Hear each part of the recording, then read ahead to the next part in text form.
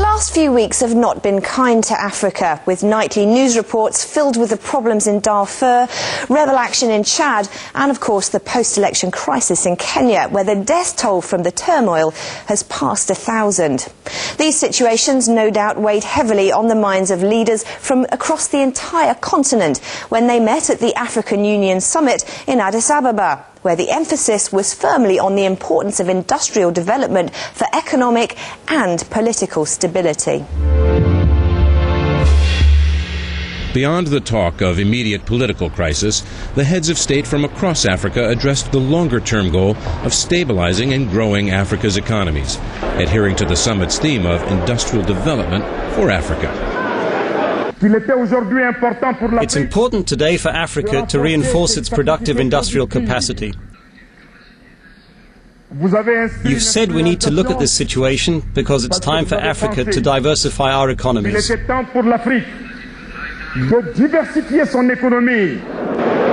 While 75% of global GDP is based on manufactured goods, Africa's share is only 1%.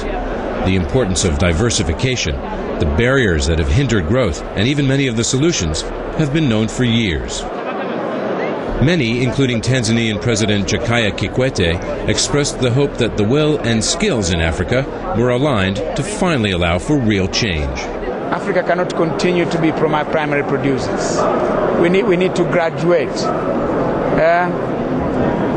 do value addition, export products that have been value has been added. Action is coming, but it's coming in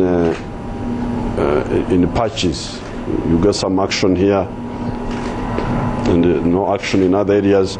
So the struggle now is to link up all these isolated efforts so that we have got a continent-wide movement. Ethiopia has seen strong growth in industrial outputs. It has been a priority for the government. We have developed a strategy to create a good environment, a conducive environment for investment, both in the large and medium scale sector and in the small and micro enterprise sector. And we are beginning to see the results now. The economy as a whole is doing well, and the industrial sector is doing better. The leather goods industry has benefited directly from increased entrepreneurship, as well as business-friendly government policies. The industry has moved from $66 million in exports to $90 million in 2007 and is set to reach $150 million in 2008. It's the country's third largest export earner. We are exporting to Europe, to Italy, to Germany, and also we are exporting leather goods to United States, to France, to Italy, everywhere in the world. The garment industry is growing as well, taking advantage of Ethiopia's perceived strength in producing quality fabrics. Negist Ethiopia has expanded its workforce in 4 years from 2 to 100 weavers, adapting its traditional white fabric to add the colors that the international market demands. I mean, it's been huge, actually. Every year, the more we show at trade shows, the more samples we send to different companies, there's a huge demand for it.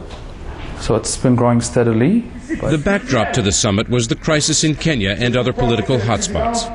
The Director General of UNIDO, the United Nations Industrial Development Organization, says long-term economic diversification is an important element in avoiding political instability in the future. Look at the problems in all these countries. Who are at the barricades?